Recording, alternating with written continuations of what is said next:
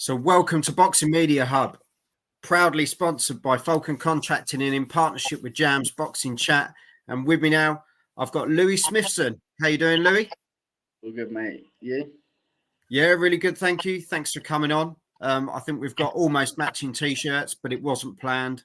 Just want to make that clear to everyone. There wasn't like a memo. How's things, mate? All good? Yeah, everything's good. Yeah, doing well. Good. So we've got people jumping in already. iBoxing Hub, excited for this one. And Jam saying, hi, Joel. Hi, Louis. Hope you're both well today. So start off on a high, shall we? Yeah. So when did it all start for you, Louis? When did you first put on a pair of gloves?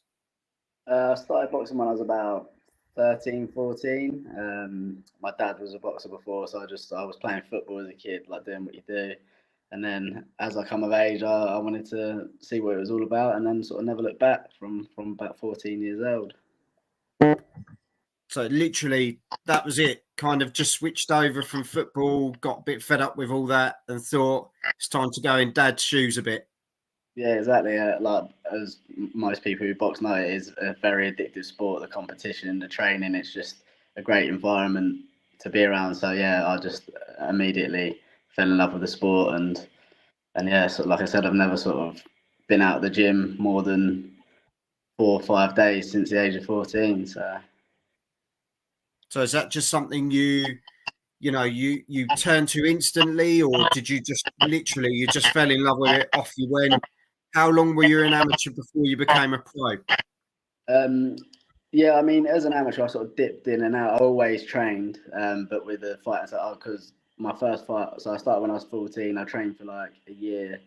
I had my first amateur fight, and then sort of was doing the amateur thing, and then I sort of dipped out around sort of 18, as you do. Start going out with your mates, and I knew that you have to give the sport 100%. So I was sort of not competing as such. Um, and then but then I dipped back in, carried on, and then COVID happened. I was going to enter some championships after that, but then I just thought, I was 26, I think, at the time. I just thought I like the pro game more, let's give that a go. So yeah, I turned pro when I was 26, 27. Yeah, and that's, well, as I say, sort of your prime years, isn't it? You sort of start to get your man strength together and all the rest of it. And Carl has jumped in from Last Bell Boxing. Thank you very much, Carl. What was it like to box at York Hall, the mecca of British boxing? Yeah, like I've said that a million times. It's the mecca. It is. Everyone knows that. Even though that was my debut and I lost that, it was still a great experience to box there.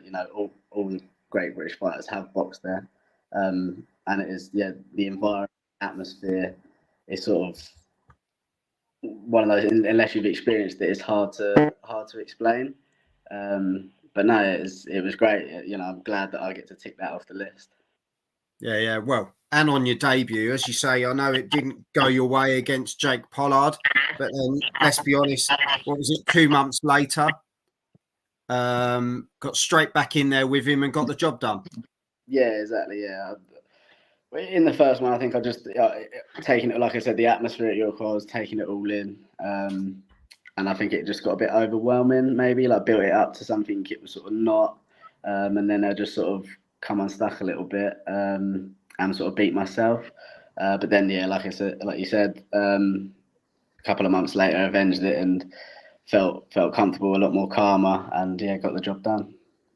Yeah, and I think that's the thing, isn't it? I think it takes balls, to be perfectly honest, to get back in against that person that beat you, especially on your debut, because you think you've got so many emotions going on, but yet you've got back in there, you've got the job done. Was that something you and the team wanted to put right? Yeah, 100%. I wanted the rematch pretty much away. There was other routes we was looking at, like different opponents and stuff, but in the back of my mind, I wanted to get that back and prove that I could beat him quite comfortably, and then I did in the second one. I even got too comfortable, I think, in the second one and sort of let my foot off the gas a little bit, but I never felt in any danger or anything. It was just in the first one, I just beat myself up a bit mentally. But yeah, I always wanted the rematch. I went on holiday like straight after. I was just thinking, I want the rematch. I want the rematch, like constantly. And then I come back, offered it to Jake, and he obviously took it straight away. And yeah, glad that I got the win back. So obviously he felt as well that he was, you know, he thought he could just go in and do the job again.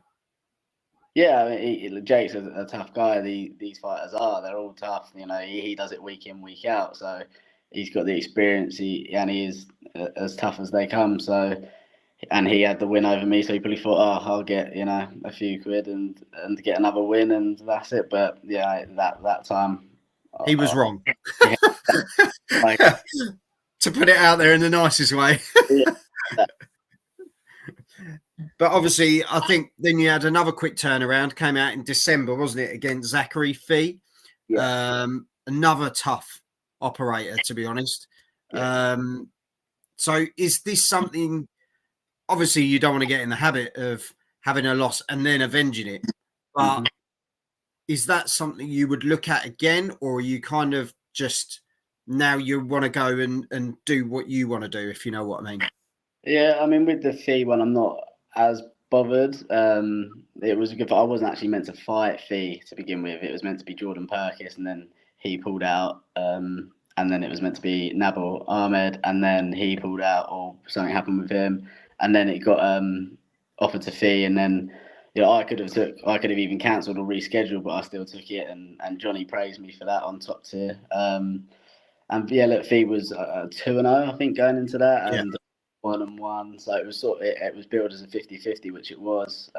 But yeah, I've not got the desire to chase that back, and I think he's sort of going up in weight. Like, I think he's super bantam. I want to stay down at bantam, really. So the weight difference, it was just sort of one of those that Yeah. we took on last minute to keep the fight sort of going, because I trained like 11 weeks building up in preparation for Perkis, and then 4 weeks before he pulled out of a foot injury. So I didn't want to waste all that time, so I just still took the fight. Because that's a massive opponent, isn't it? Jordan Perkis. Well, That's a huge one for your third fight. well, yeah, exactly. Yeah, he was Southern Area English champion. You know, he was like 6-1. Just coming off a loss to Ashley Lane, who is, it's good to see him doing fantastic. But in that weight class, if you don't take these opportunities, you could just end up sort of coasting. So I always wanted to just jump straight in the deep end, and I still do. I don't want meaningless fights. I still want fights that are 50-50 and can catapult you to that next level, because Ashley Lane is like a sort of, you look at what he's done, he was like win loss win loss win loss, and then in his past 5 he's won like the Southern Area English and now British, so it doesn't take a lot. So I thought a win over Perkis is going to catapult me straight up, and that's why I took the fight. But yeah, obviously that never come to. Yeah, yeah. As you say, if you don't take the chance, you don't know, do you? You know, you're not in this sport forever. It can be a cruel sport as well. So it's a case of take the chances while you get those given to you. Really, isn't it? Like Jam has said as well, he's put, who's your boxing inspiration, Louis, other than your dad, of course, best boxer ever lived. Favorite boxer kind of growing up? Who was your sort of go-to? Um, like, I watched a lot of Floyd Mayweather, as most people do. But I like Can't people. really avoid him, can you?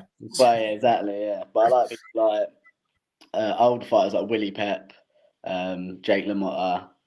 Who else is there? Like, obviously, everyone watches Ali, Duran, Cesar Chavez. I like all the older fighters. Gatty and Ward, love that fight. That's the best trilogy.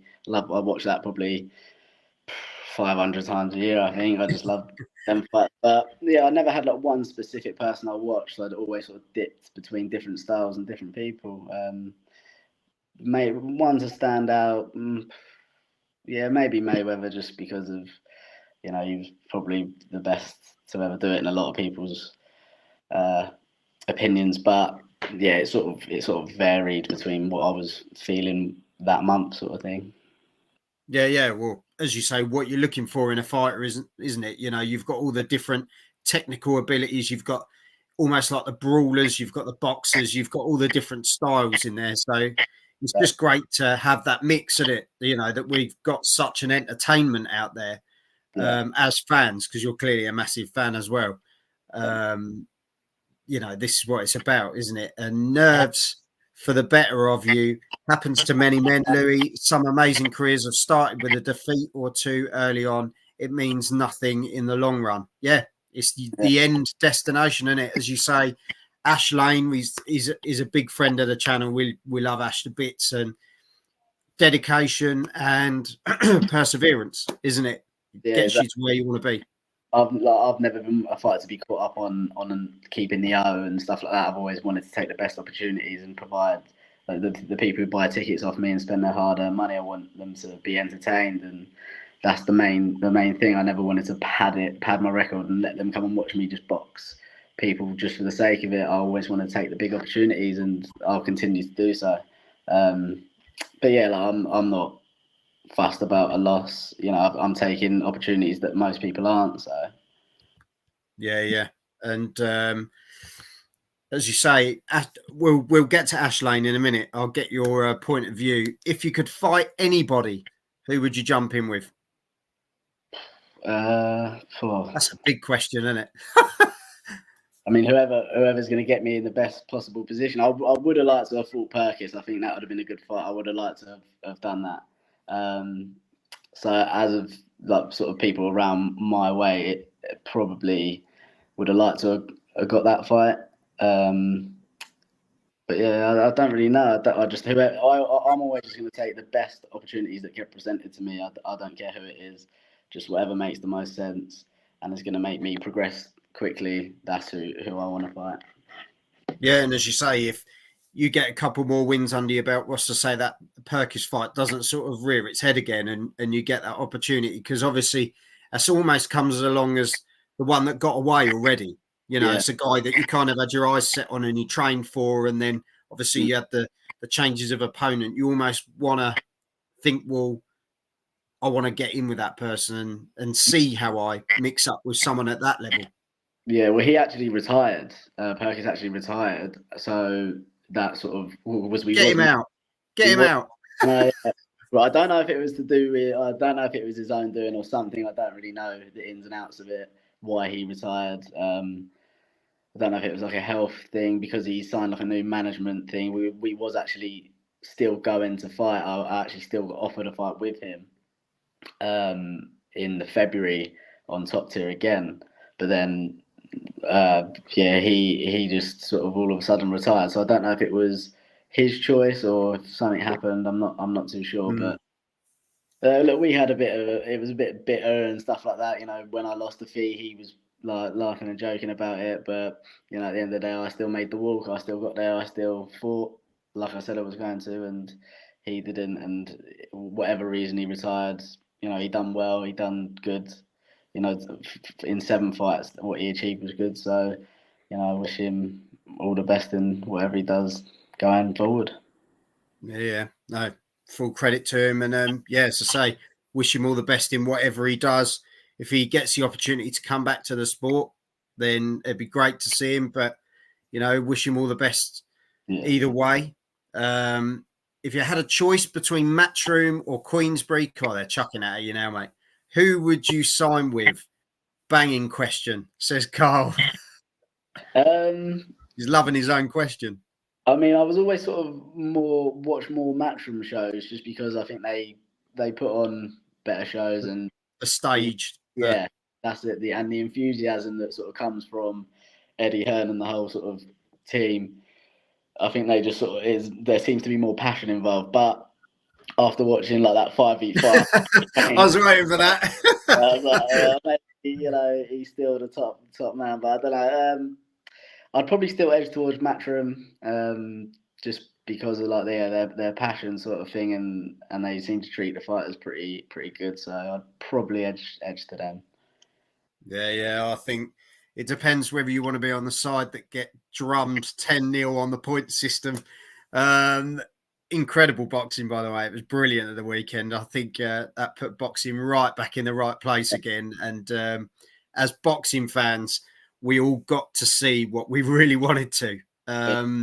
It was just cracking. Even the late opponent for Bivol, I thought he gave what he could, and it wasn't disappointing. I thought it was great. So roll on more 5v5s, I think, don't you?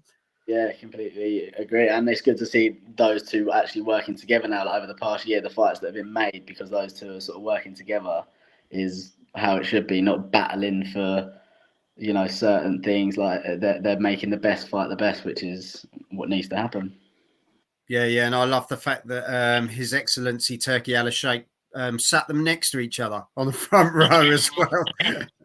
Obviously, a bit of mind games there, but yeah, like Colonel Ward said, in boxing you have your haters. Do you feed off them to want to do better? That's what you need to do, don't you? Because you can easily get sucked in this sport. But yeah, exactly. You don't want to get wrapped up in what other people say. At the end of the day, it's probably the toughest sport in the world. If you start taking people's opinions, and most of the time it's people that have never paid attention to boxing, they don't really know what they're talking about. So you got to do your own thing at the end of the day. And if you were to go off everything people said, like negatively and even positively, you could end up building yourself up to something you're not, or you could put yourself down to something you're not. So I just don't. I just listen to my team and those closest to me, and I don't pay attention to outside noise really. No, best way, mate. Best way. Jam has put. What about fight Callum Singh? Is that something you'd fancy? I actually haven't heard of Callum Singh. Well, I don't. We'll have to source what Jam's on about. Sam at SWS Boxing, big up Joel and Louis. And he said, Turkey, give Louis a call, another fighter who wants to fight the best. And he wouldn't mind the paycheck either, to be perfectly honest. Be some nice holidays out of that one, Louis. That's Frank Warren ripping up the contract, fella.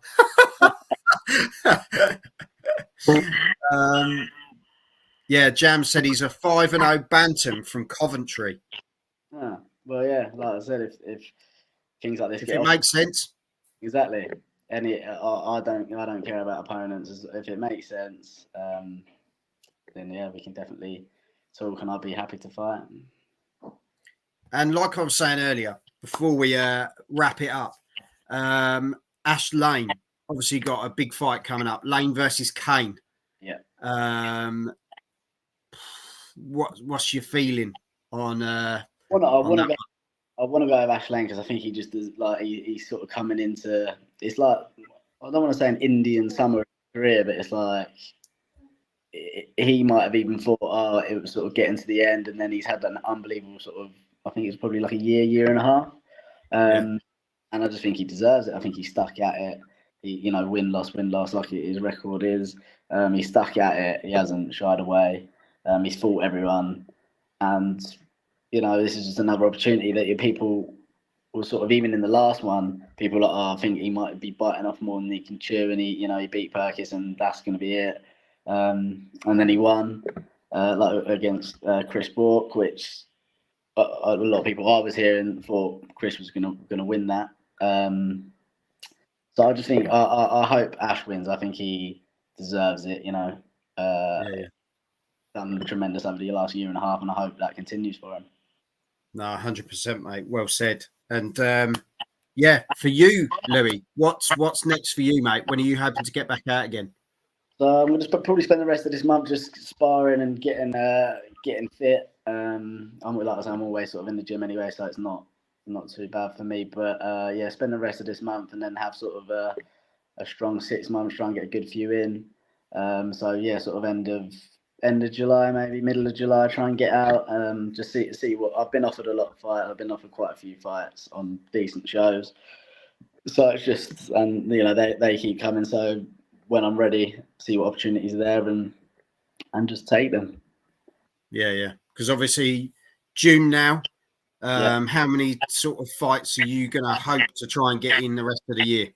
Well, I mean, I had 3 within, I think it was like 4 or 5 months. So yeah, you crammed them in, didn't you? To be fair, it took me ages to get going, and then as soon as I did, I was like, wow, make up for lost time. But yeah, within the 6 months, maybe try and get another 3 or 4, get some wins, and then go from there really. But yeah, like I said before, in these weight classes, bantamweight, super bantamweight, you get a few wins, you sort of climb the rankings pretty quick. So that's sort of the aim, and then head for a big year next year. Get back to winning ways, and then head for a big year next year. Yeah, no, 100%. As I say, great times ahead for you, Louis. As I say, I think if anything, you've had a good start the way of learning. These are your chances to learn, put things right, get what you want out of your game, figure out the style that suits you the best. As you say, pro game is your game, but it's just finding what works for you. And you're still a young guy, so you've got plenty of opportunity ahead of you. And we wish you all the best, Louis. Thank you very much. I really appreciate it. And big things coming your way, mate. Is there, before we go, we always say this, it goes on about 3 times, but what fights are you looking forward to, Louis, coming up in the pipeline? What am I looking forward to? One is like a small hall one. Well, not small hall, I don't know if you call it small hall, but that Jordan Reynolds against is it Joel Bartel, something like that? Yeah. Forward to that. That's actually one that I've been watching them on social media, and I think that is going to be a decent fight. As far as big ones, I'm not too sure what ones I enjoy all the boxing, to be honest. I watch pretty much all the shows. I enjoy it from first fight to last fight. I just like watching boxing. So yeah, all of it, just boxing. And apparently there's one in the works that obviously has come out since Saturday, potentially Joshua versus Dubois. How do you see that one? I think Joshua, I just think he'll be a bit too much. No, I know it's against Ngannou, and you can't really judge that. Like, people saying, oh, he's back to his old ways, but it's still a hell of a punch.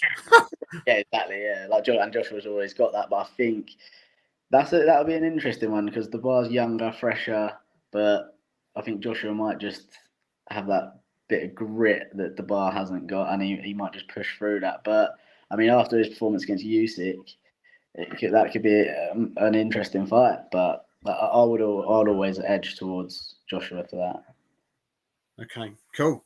Well, honestly, Louis, thank you very much. Love to the family as well. And as I say, we'll leave on this one. Big things coming, Louis. So, yeah, great times ahead for you, mate. I wish you all the best for the future. Stay in touch with the channel as well. Everyone at home, make sure you get onto Louis on his socials. He's on pretty much everything, I think. So, yeah, hit him up on there, show him your support and get behind him. We've got big times ahead. And as you say, only takes a couple of fights and you've put yourself right back in the mix again. So that's the aim. So just have a big rest of the year and see what happens. Exactly, mate. Thank you very much for your time, and I'll speak to you soon. Thank you. I really appreciate it. Thank you, mate. Take care, mate. God bless.